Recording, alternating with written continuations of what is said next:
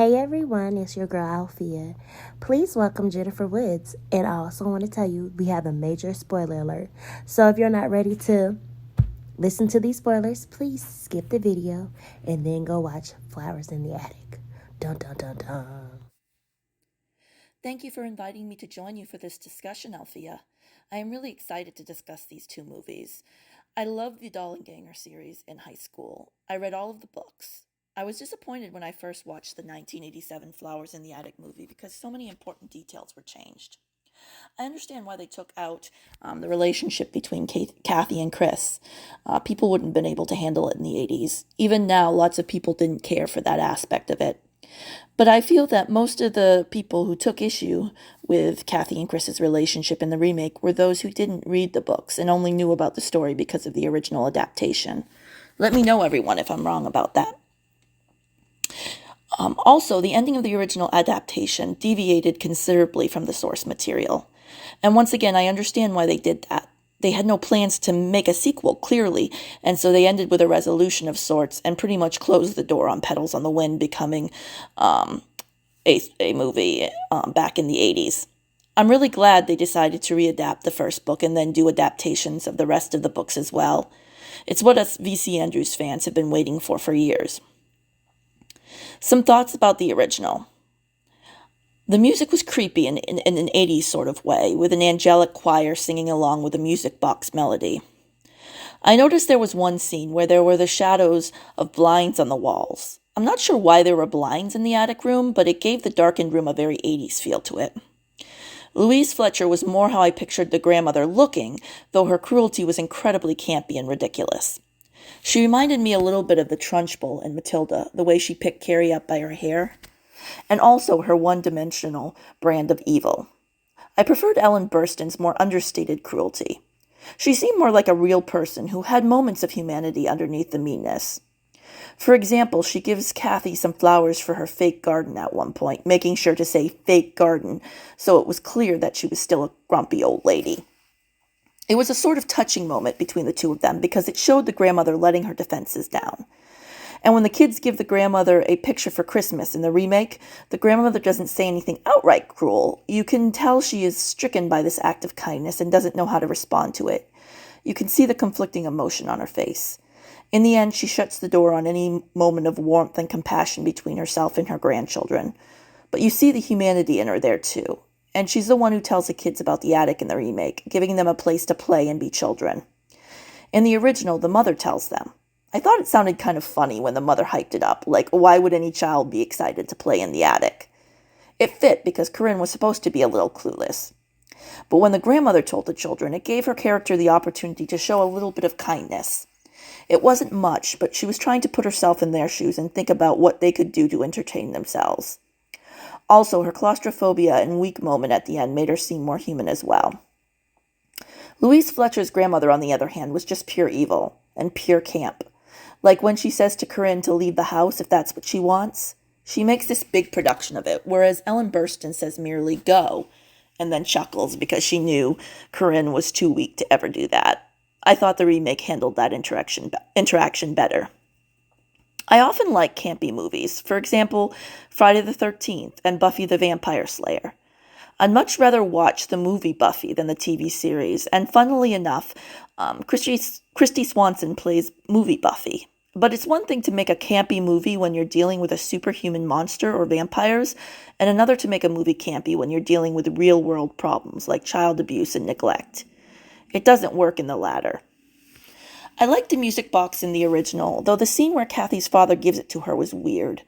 It's unclear why the father felt the need to give his older daughter this special gift in her bedroom when no one else was around. In the remake, the father goes to Kathy's room to comfort her after she finds out he has been promoted at work and will probably be traveling more. He gives her a promise ring, which is still a weird gift for a father to give his adolescent daughter, but at least it made a little more sense here. He was trying to reassure her, though it's unclear why he had this ring just lying around and never bothered to give it to her before that big moment. I liked that Corey was the only one of the kids to say hello to John when they arrived in the original. It was really sad to think that he was the one who ended up dying because he really tried to be positive when they arrived at the mansion. And as he's being carried out of the room, right before he dies, he acknowledges John again, like an eerie bookend. I think that was done well. In the original, the scene where the grandmother smashes the music box is heartbreaking, though there was no real follow-up to it. The movie just moves on to a later interaction between the siblings as though it didn't happen. I liked that there was a scene where Carrie feeds Corey his blood in the 1987 movie. I think it showed well how desperate the kids had become. But in the original movie, there was no sense of time passing. In the remake, they showed their first Christmas in the attic. They showed the ominous slashes in the wall, marking off the days. We were told that 2 years had passed at one point.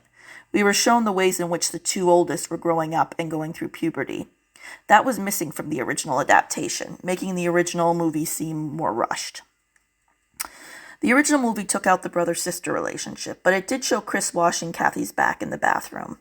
That felt gratuitous to me. There was no need for him to walk in on her bathing like that, other than to weird the viewer out. Also, there was the scene where he crawled into bed with her in his underwear, even though he clearly had pajama bottoms he could have worn. In a way, the adaptation was less gratuitous because when I say the adaptation, I mean the remake. In a way, the remake was less gratuitous because we came to understand why Chris and Kathy turned toward each other. They were going through awkward changes in their development and had no one else, and this was all made clear.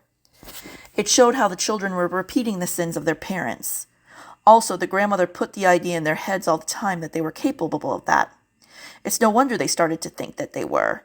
If you think about it, it makes perfect sense that young kids going through puberty being told all the time not to look at each other sexually, but having nowhere else to look and no one else to think about in that way would eventually do exactly what their grandmother had been telling them not to do all along. It's like reverse psychology or subliminal messages or whatever.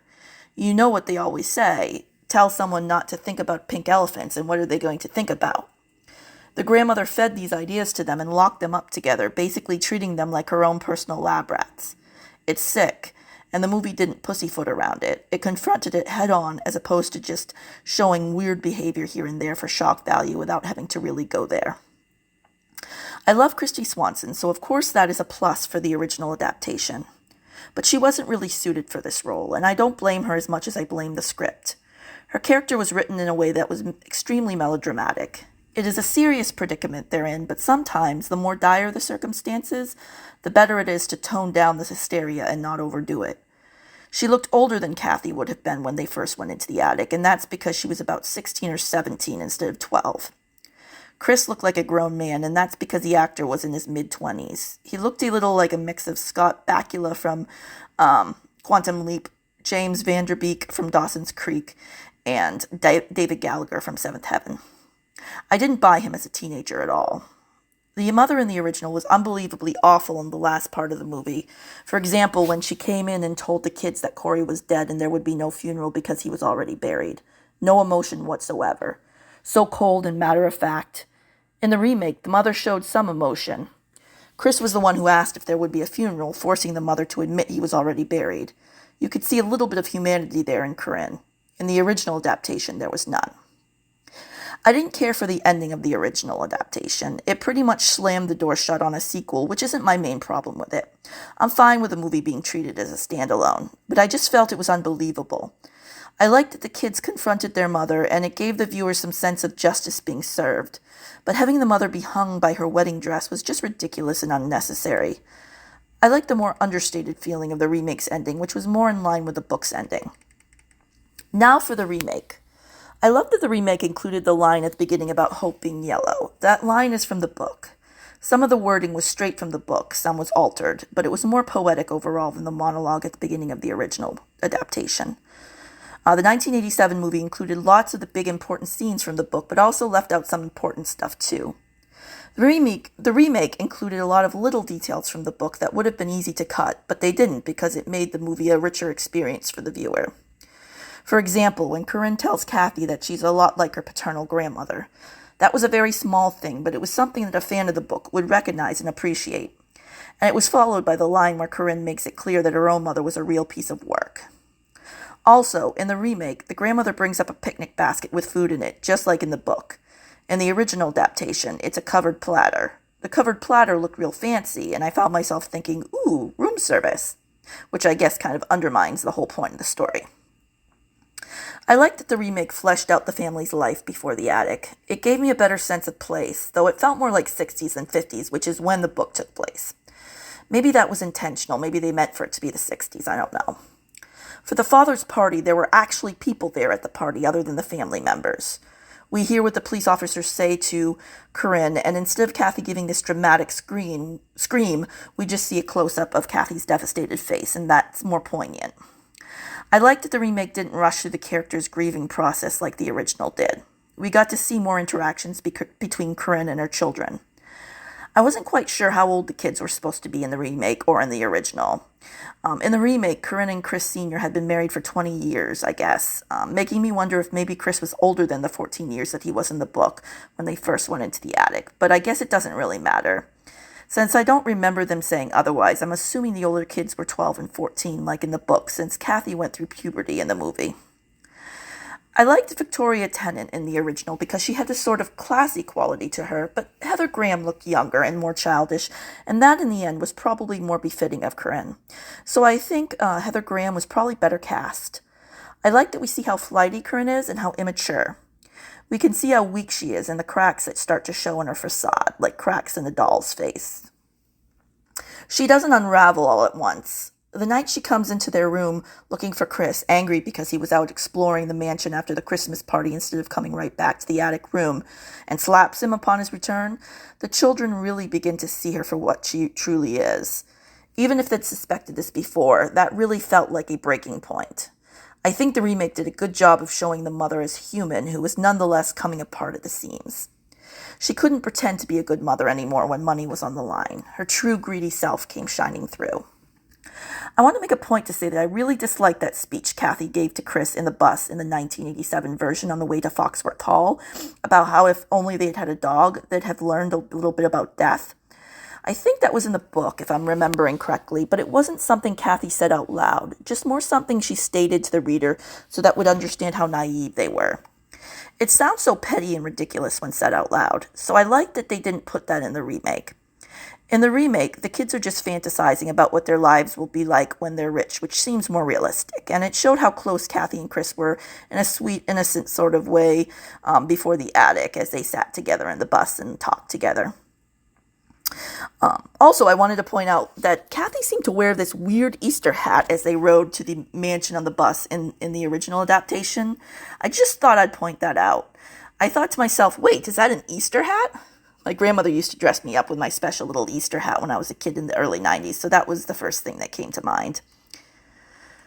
The remake was more faithful to the book. There were the little things, like the fact that they were powdered donuts and not powdered cookies. The mouse was Mickey in the book and remake, whereas he was Fred in the 1987 version. The remake kept things like the picnic basket, the older brother Chris joking around and pretending to be the grandmother with rigid rules as a way to make the other kids laugh. It included the Christmas party, the kids watching from the balcony. It showed Chris and Kathy going through puberty and starting to look at each other, and more. It showed the kids getting a television set and a dollhouse. It had a weird kiss between Corinne and Chris Jr., which was also in the book, and showed the gross, toxic relationship between the two of them. I don't think she intended to be sexual toward him, but she was clearly embracing his Oedipus complex. It has the scene where the grandmother puts tar in Kathy's hair. In the original, the grandmother just gives Kathy this clownish haircut that makes Kathy look even more like Juliette Lewis than she already did. Not that Juliette Lewis had a bad haircut.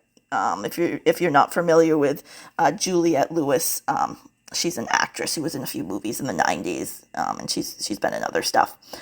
I just envision her in my mind with short hair versus longer hair, and it struck me while watching this movie how much Kristy Swanson kind of looks like Juliette Lewis. I like that in the remake, like in the book, Kathy is given a choice to either cut her hair or go without food for 2 weeks. And I like that the remake made it clear that the grandmother was doing this as punishment for Kathy's vanity.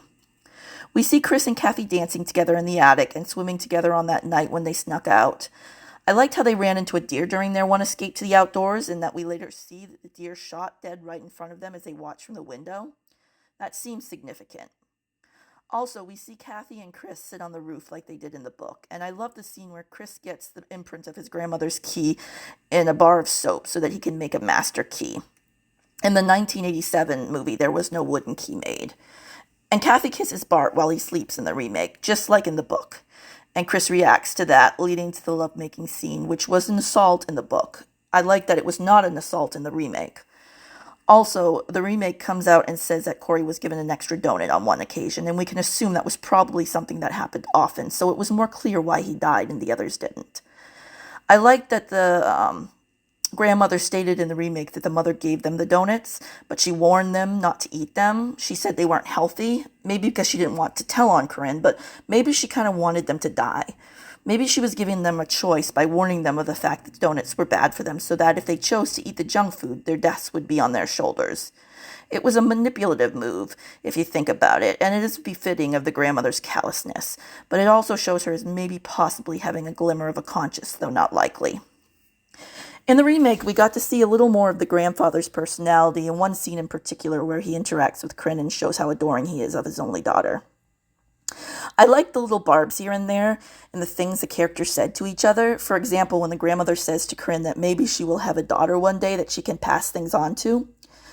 And the part where the mother comes into the attic and is saying, "Guess what? Guess what?" And the kids, of course, ask if the grandmother or if the grandfather has died. And the mother's all, "Ew, don't be so morbid."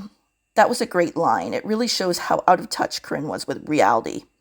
Yes, it was morbid, but she was the one who put them in this position. Where they needed to eagerly await their grandfather's death in order to get to live like human beings. I like that we really saw how manipulative Corinne was in the remake, making them think they had a choice in things when they really didn't. Like when she told them, "We can go. Let's go right now. Let's leave this place. Just remember, if we leave, we can never come back." She was making them think that they held the power while making them feel powerless at the same time. Whether she intended to do that or not, I'm not sure. Maybe she didn't even realize just how awful she was being and just acting out her true nature. Corey seemed to have less of a role in the remake than in the original adaptation. I thought the little boy in the original did a better job. I did like that the remake showed the scene where Carrie got locked in the trunk, though. I didn't understand how Kathy knew so quickly that he was in there. Maybe he let out some kind of groan? If so, I didn't hear it, but it showed one of the many dangers lurking in the attic. I liked how Chris immediately went and smashed all the locks on the trunks, acting as a protector. I believed the Chris in the remake as a teen boy. He seemed young enough to be a teen, but still mature enough to take care of his loved ones. I have to say the swing he made in the remake was so much better than the wimpy one he made in the original. And Kiernan had a sort of sassiness to her that felt authentic and not overdone. Kathy in the book had that same kind of spunk. The back and forth kidding around between the siblings felt genuine in the remake. In the original, I didn't feel that same sort of chemistry. As for the ending, in the remake, the kids escape quietly without making a scene. They lock their grandmother in the attic stairwell as punishment, since she's claustrophobic, and that provides a little justice. I love that they tell the man roaming the premises that they're Corinne's children, and he shows them some compassion, allowing them to escape. It's crazy that he knew exactly what was going on and why they were running. Although all they had to do was say who they were, and he knew exactly. Or maybe he didn't know. Maybe he thought he was just doing Corinne a favor. But I got the feeling he knew they were the so-called attic mice being poisoned by the grandmother. Or actually the mother, as we are informed. I think it was more ominous when Kathy said in the monologue at the end that she'd be coming back for her mother, because you knew exactly what she meant, and that it was a cliffhanger for what was to come in the next sequel. In the original, there was this hint that Kathy might come back, but it was vague and flimsy and didn't mean much because they clearly never intended to do a follow-up. At least not seriously, if at all. Overall, I think the remake was 10 times better than the original, and not just because the original cut some of the more important parts, censoring it and ironically making it more perverted by putting in weird undertones for the sake of shocking people without fleshing out the reasons for having those creepy moments in there in the first place. I liked the remake because the characters were just so much more vibrant and real to me. The older kids looked their ages, though I think they could have had an 18-year-old play Kathy and still had her look younger. Heather Graham was a better fit as the youngish-looking, flighty, and spineless mother. Ellen Burstyn made the grandmother out to be more nuanced, and the remake fleshed out the storyline so much more. I would give the original a 2 out of 5 because it really didn't have much going for it at all. Anything it did well, the remake went on to do better, rendering the original useless.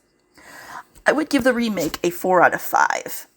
Also, I want to mention that from what I've read, V.C. Andrews, the author, had a small cameo appearance in the original adaptation. So add that to something that the original had going for it.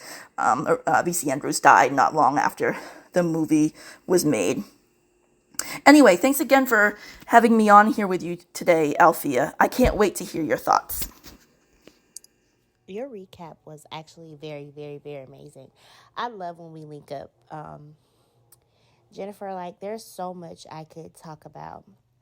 So I watched the original last year, and I watched the orgy back in 2022. So the reason why I actually watched it was because my cousin was sending me scenes from TikTok, and I was like, I ain't never heard of this.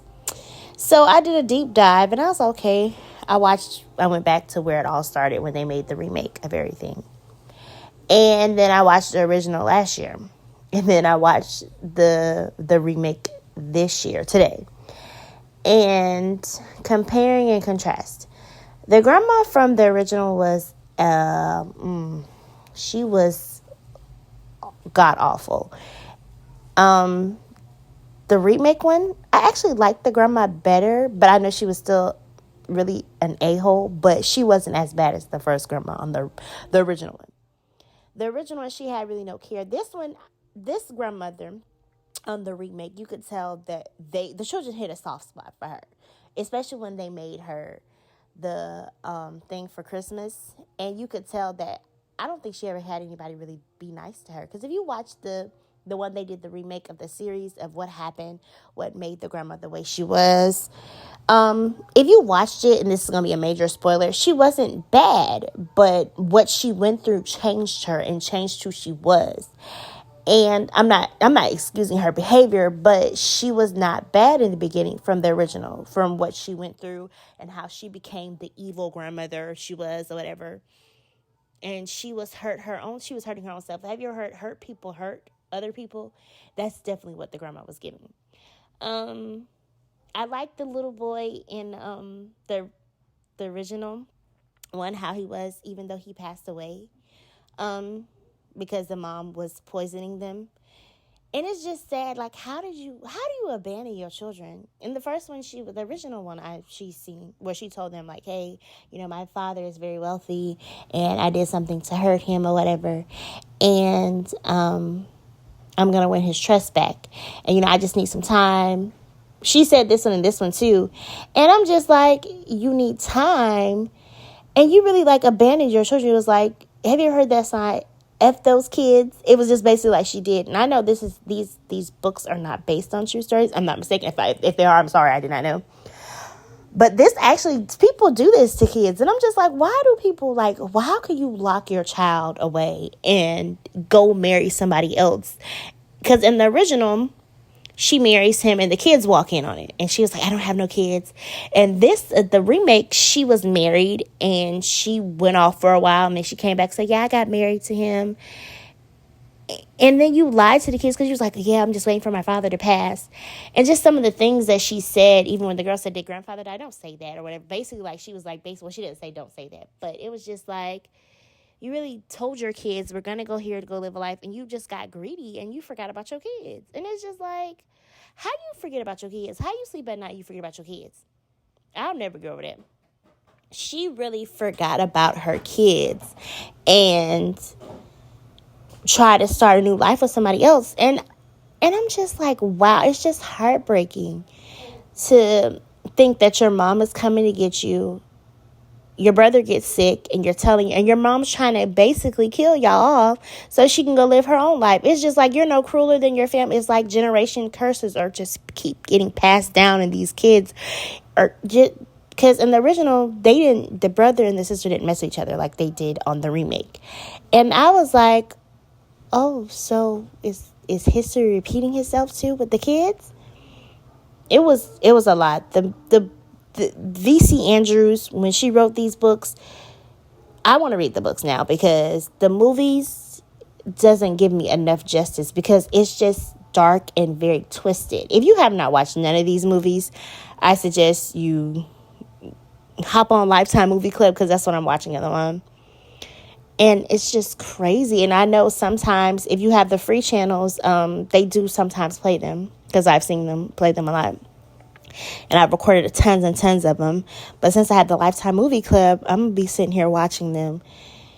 It's just crazy how the grandma was doing the kids. She's like, well, I didn't poison you. Because in the other one, they found out their mother was poisoning them because I think they was doing some reading. I think the brother was doing some reading, if I'm not mistaken. It's been a minute. And he found out. But this time they found out when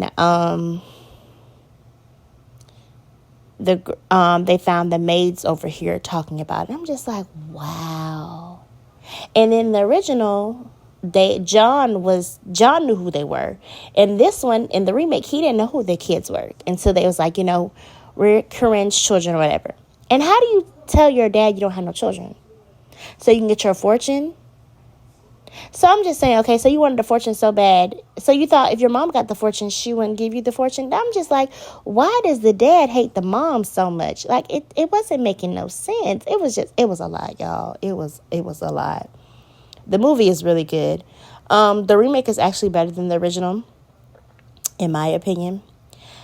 But it's very dark and very twisted. It really is, and it's really deep.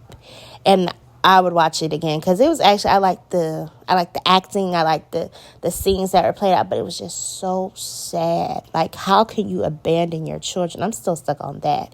And you really worried about money. I understand your husband died and you were trying to look out for yourself, but you were actually looking out. Yeah, you was looking out for yourself. You weren't even looking out for your kids. Your son died. You didn't care. You was poisoning your children so they could die so you can just make sure you had all the money in the world. And I'm just like, oh, you had to wait for your daddy to die. And actuality, you could have sent them to boarding school or something. Well, no, they probably wouldn't give her no money for boarding school. After your dad had passed, you still didn't go try to get your kids. I'm pretty sure, I'm going to go ahead and say, I think that on the remake, I think her mom would have let her get her kids. I just don't know. Is it just you trying to hide the family sin? You did what you did. You got with your uncle. Your half uncle, whatever you want to call him. Because I think, if I'm not mistaken, I think that was her uncle / brother or something. Man, it's been a minute, okay? Because trust me, it's just a long rabbit hole. Have you ever been down that rabbit hole? That was definitely a rabbit hole. It's a lot. And I know I'm rambling, but y'all, you cannot even put it into words. You can't even really do a recap on this movie or reviews because it's so deep and twisted in a dark rabbit hole. Y'all need to watch these movies. And I'm definitely going to order the books because I definitely want to know what's going to happen. And thank you so much again, Jennifer, for coming and sitting with me and just talking about Children of the Attic. I think I just said that wrong, but y'all, if y'all have not watched the movies, watch the movie Flowers in the Attic, and then there's Petals of the Wind. I'm gonna watch Petals of the Wind, and then there's some other ones. It's like so many movies, and then there are books, and then the books goes. You know how I ever read didn't watch the movie, and then the book is different because in the book they can go in more details and they can go into it's longer than the movie because the movie can probably last up to about 3 to 4 hours, but they weren't that long, but they're deep. And if you haven't already, please subscribe to my channel. And also subscribe to Jennifer's channel. You don't ever want to miss what we're talking about because we get into depths with some of these movies. We don't try to give all the spoilers, but sometimes I do. I know Jennifer tries to not tell so much of the spoilers because I know how some people are about spoilers. But y'all, if you haven't watched Flowers in the Attic, thanks again, Jennifer, and you guys have a wonderful day.